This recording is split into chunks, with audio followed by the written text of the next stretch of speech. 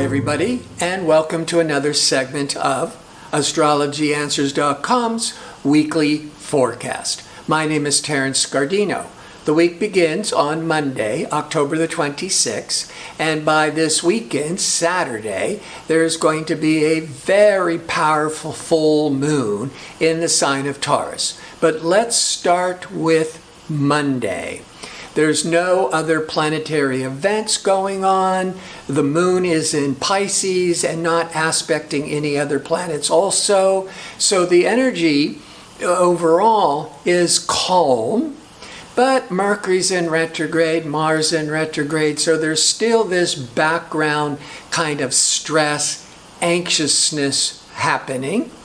And the moon in Pisces, we might be a little overly sensitive about it, but it can also be very favorable for being charitable and helping those in need. That's the real positive side of Pisces. Tuesday, the moon is in Pisces, and by morning, Pacific time, the moon will be in harmony with expansive, optimistic Jupiter. As we get closer to noon Pacific time, the moon will be in harmony with transforming Pluto. So good day for studying, for counseling, having an astrology reading. But later in the day, Mercury, that's retrograde, it's been in kind of more secretive, dark, brooding Scorpio.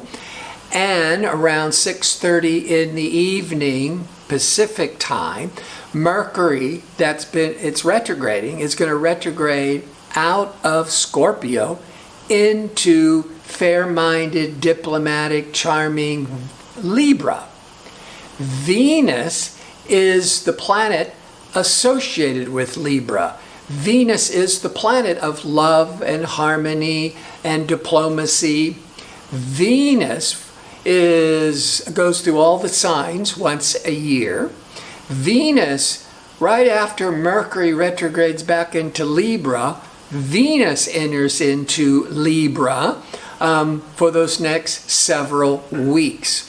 So there's going to be a lot of emphasis with socializing, networking, communicating, and with Libra, trying to find more of a win-win situation, a more compromising or diplomatic situation.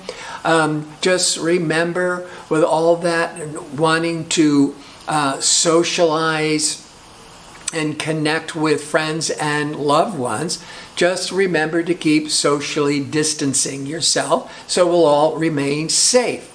On Wednesday, the moon will have moved out of that more sensitive, caring Pisces, moves into Aries.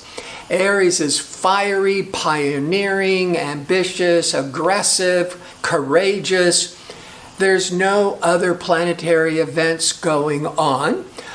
So just look at Wednesday as there's a lot of dynamic energy in the air, so to speak. But you got to be careful about making sure you're not jumping to conclusions and some misunderstandings as Mercury is still retrograde. Thursday, now the moon, continuing in fiery, courageous Aries, around noontime and early afternoon Pacific time, the moon in Aries is going to align with Mars, the retrograde Mars in Aries. Mars is very action-oriented. It's the ruler of Aries.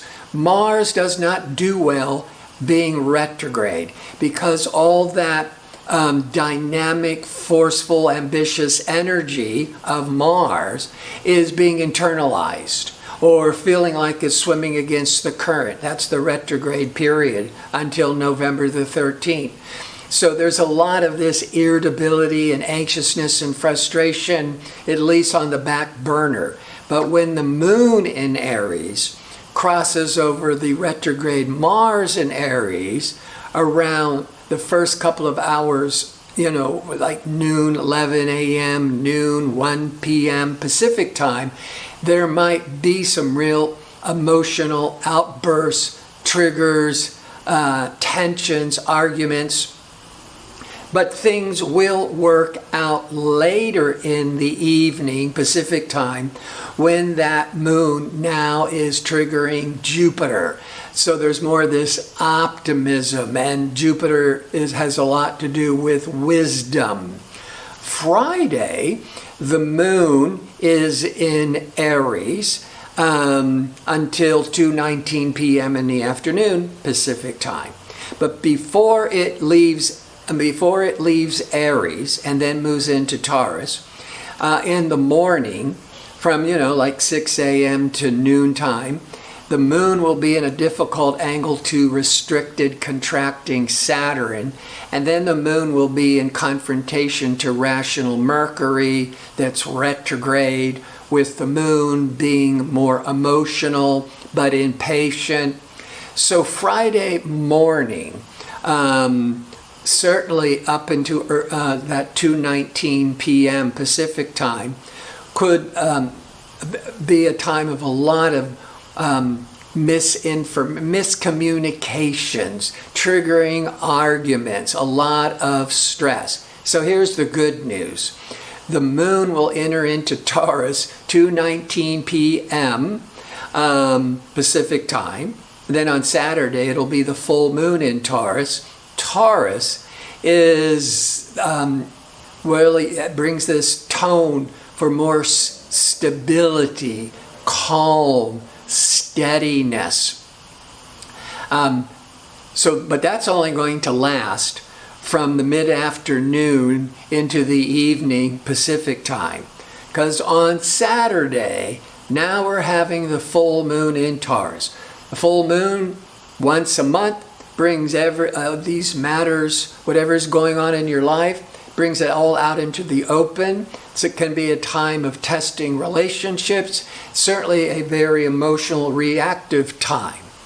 But this full moon is going to be quite unusual because it's going to be exactly aligned with unpredictable, rebellious Uranus. And with the full moon could be bringing things that's been hidden into the light. So I would think maybe even that Friday night, but certainly Saturday going into Sunday, there could be some real surprises and maybe some shocking news, some exciting news going on in the world that weekend. Full moons will test relationships. And with Uranus, it's that energy of wanting freedom. And so limiting, restricted, or even boring relationships, there might be an anxiousness to want to break free. Good, solid relationships, that Uranus can just bring in more excitement. Sunday, continuing with that full moon and these unpredictable surprises that could test relationships, Mercury, the planet of communications and expectations, still retrograde until that Tuesday. So it's going really slow, really intense, and it's in conflict with restricted Saturn. This is a time where there could be goodbyes and endings in relationships, whether this business relationships, personal relationships.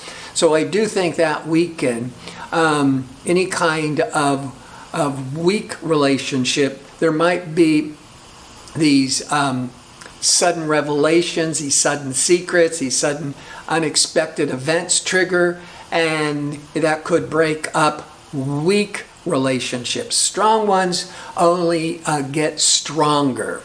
And the moon will be in Taurus through Sunday, and that's going to help keep us more grounded and steady as with all the surprising or exciting news. Now, before I sign off, I'm available once again for the one question offer for a nominal fee.